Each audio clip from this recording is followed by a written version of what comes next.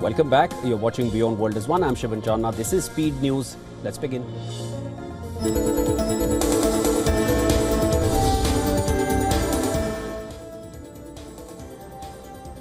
It issued a curfew for downtown Los Angeles to stop. Los Angeles Mayor Karen Bass has declared a local emergency and imposed an overnight curfew in downtown LA to curb vandalism and looting amid growing unrest.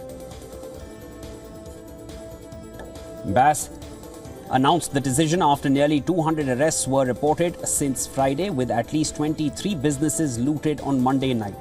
She said law enforcement will arrest individuals who break the curfew and face prosecution. The protests, now in their fifth day, began as a response to federal immigration raids, with demonstrators demanding action against ICE operations. Protesters were seen thronging Los Angeles streets as police began enforcing curfew in designated areas.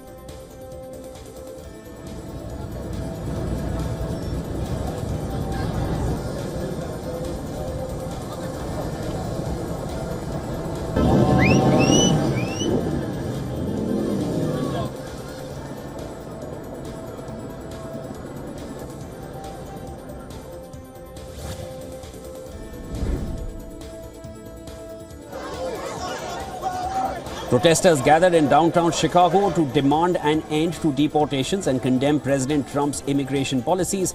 Chicago police closely monitored the crowd, using bicycles to block and redirect traffic. Some clashes with law enforcement resulted in arrests and the use of chemical irritants. Aerial footage showed people taking to the streets of Chicago as part of ICE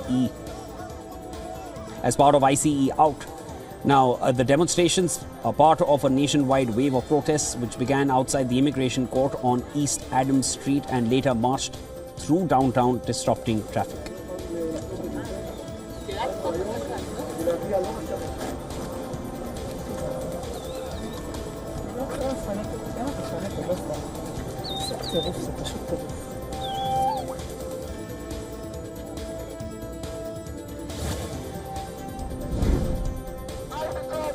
Joining the nationwide protests, thousands of protesters marched through New York City streets chanting ICE out of New York in response to the immigration policies of President Donald Trump and the recent ICE raids.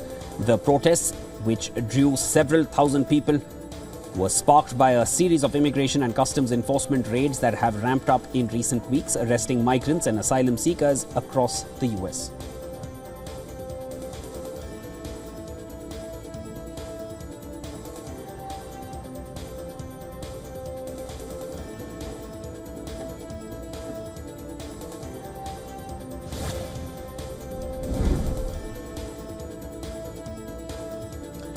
Violence erupted for a second night in Ballymena, Northern Ireland, after racially motivated attacks sparked by the arrest of two teenagers accused of attempting to rape a young girl. Hundreds of protesters, many masked, threw petrol bombs, bottles and masonry at police, who responded with water cannons and plastic baton rounds. The unrest began after a vigil in a neighborhood where the alleged assault occurred. Protesters targeted houses and businesses, set fire to a car and barricades, and attacked properties, resulting in 4 houses being damaged by fire and windows and doors smashed. A spokesman for UK Prime Minister Keir Starmer said the disorder in Ballymena was very concerning.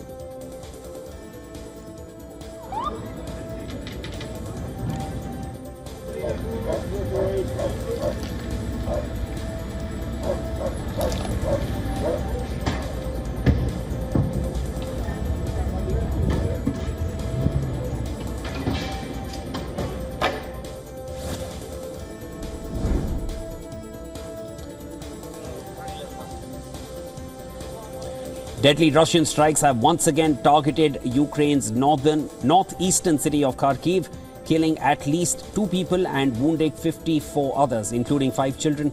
According to the city's mayor, 17 explosive-laden drones struck 2 districts of Kharkiv, setting ablaze more than 15 apartments in a 5-story building.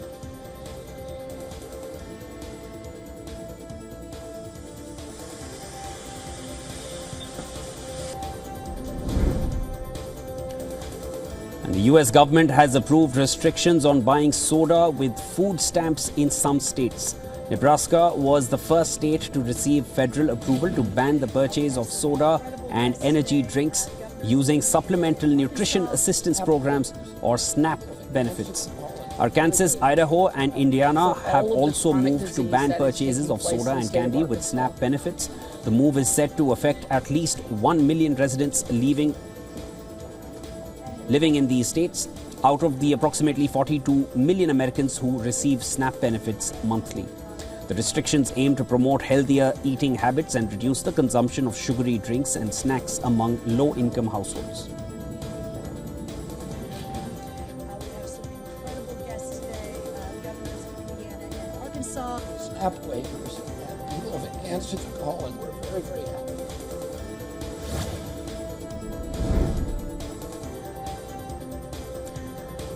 US Secretary of State Marco Rubio has condemned the financial and travel sanctions imposed by UK, Australia, New Zealand, Canada and Norway against two Israeli cabinet members, Ben-Gvir and Bezalel Smotrich. These ministers are accused of serious human rights abuses and inciting violence against Palestinians in the West Bank. Marco Rubio, Secretary of State for the US, said that the sanctions do not advance US-led efforts to achieve either a ceasefire or bringing back all hostages home. Neither does it help in ending the war in Gaza. He urged all these allied countries not to forget who the real enemy is and to stand shoulder to shoulder with Israel against Hamas.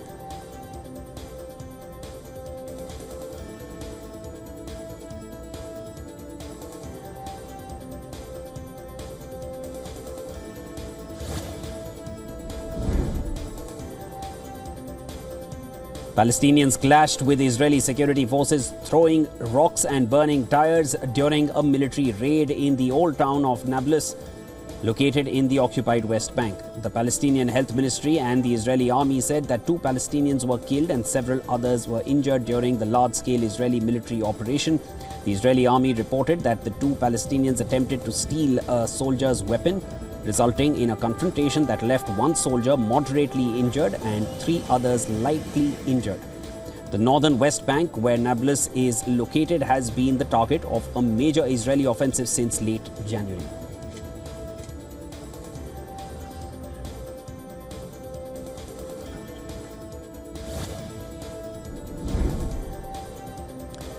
Argentina's Supreme Court has upheld a 6-year prison sentence and a lifetime ban from public office for former President Cristina Fernández Kirchner, marking a significant end to her polarizing political career. She was convicted of corruption in a high-profile scandal involving irregularities in public works contracts during her presidency. Supporters of former Argentine President Cristina Kirchner gathered outside her house after the verdict to show support. The top court, in its ruling, said that the sentences handed down by the previous courts were based on the abundance of evidence produced and added that Kirchner's leave to further appeal her conviction is dismissed. The ruling finalizes Kirchner's conviction and sentence, effectively ending her career. In a speech outside the headquarters of her center-left party, Kirchner called the ruling wrong, arguing that her prison sentence will not change the lives of Argentines.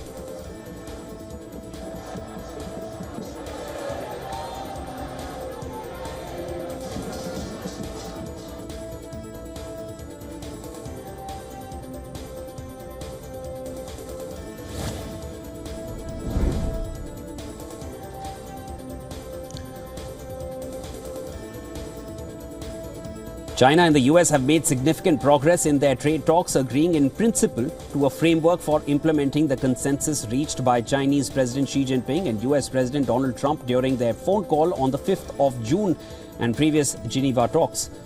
This development comes after 2 days of high-level trade negotiations in London, where both sides had in-depth exchanges and professional, rational, in-depth and candid communications. This development comes after 2 days of high-level trade negotiations in London, where both sides had in-depth exchanges and professional, rational, in-depth.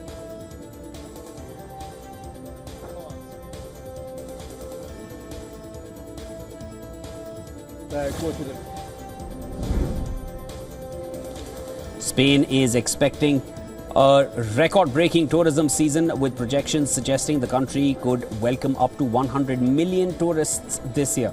Last year, Spain received 94 million international visitors, a feat that contributed to the country's impressive 3.2% economic growth rate, outpacing major advanced economies. The surge in tourism has led to growing concerns about housing affordability, particularly in cities like Madrid and Barcelona. Economy Minister Carlos Curfew noted that this influx poses significant challenges for residents and emphasized the need for regulating Spain's housing market, including short-term rental platforms, while also promoting more housing construction.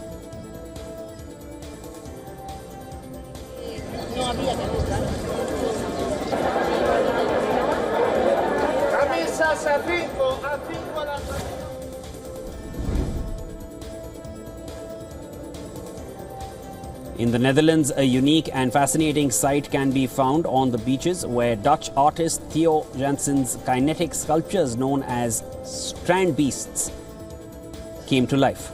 This massive skeletal structure, the skeletal creatures are powered solely by the wind, using intricate linkages to move their legs in a walking motion. The Strandbeesten Mortuary, as the exhibition is called, follows the various versions of the mobile sculptures since 1990. Made from PVC pipes and other materials, strand beasts weigh around 180 kilograms and defy gravity and logic. They have become a beloved and iconic part of the Dutch landscape, captivating audiences with their strange beauty and ingenious design. Marlo Koster, who organized the exhibition for Delft's Prinsenhof Museum, says that Jansen's ultimate goal is to create a beast that will live forever.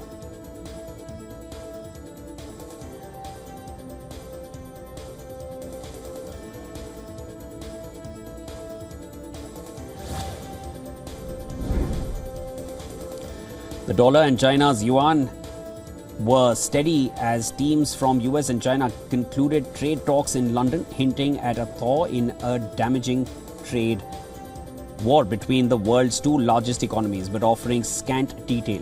The country's officials agreed on a framework based on a trade truce reached last month in Geneva that would resolve China's export restrictions on rare earth minerals and magnets and remove some US export restrictions that were recently put in place. The dollar firmed slightly in the wake of the news, pushing the euro down 0.07%. Much of the year has been dominated by investors' unease over Trump's erratic policies. Despite a bounce back in US stocks, the erosion of investor confidence is clearly reflected in the dollar, which is down more than 8% so far this year.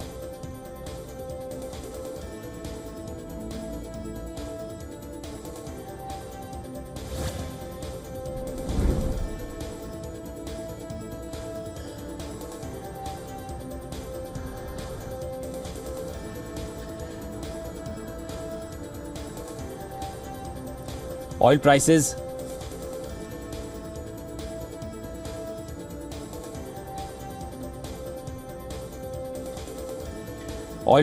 softened in early trade as markets assessed the outcome of US-China trade talks. Weak oil demand from China and OPEC plus production increases are also weighing on the market. Brent crude futures declined 19 cents or 0.3%. to trade at $66.68 a barrel, while US oil fell 0.3% to $64.82 at 3:18 a.m. GMT. On the supply side, OPEC Plus plans to increase oil production by 411,000 barrels per day for July as it looks to unwind production cuts for a fourth straight month, with some analysts not expecting regional demand to soak up these excess barrels. Later in the day, markets will be focusing on the weekly US oil inventories report from the Energy Information Administration.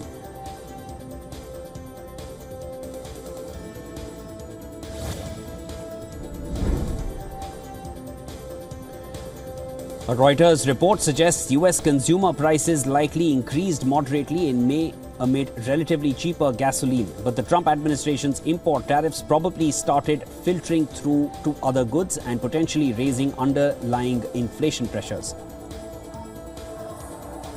In the 12 months through May, the CPI was forecast to be increasing 2.5% after rising 2.3% in April. Some of the rise in the year-on-year CPI would reflect last year's low readings dropping out of the calculation. The Federal Reserve tracks different inflation measures for its 2% target. The US Central Bank is expected to leave its benchmark overnight interest rate in the 4.25% to 4.5% range next Wednesday, while policymakers monitor the economic impact of the tariffs.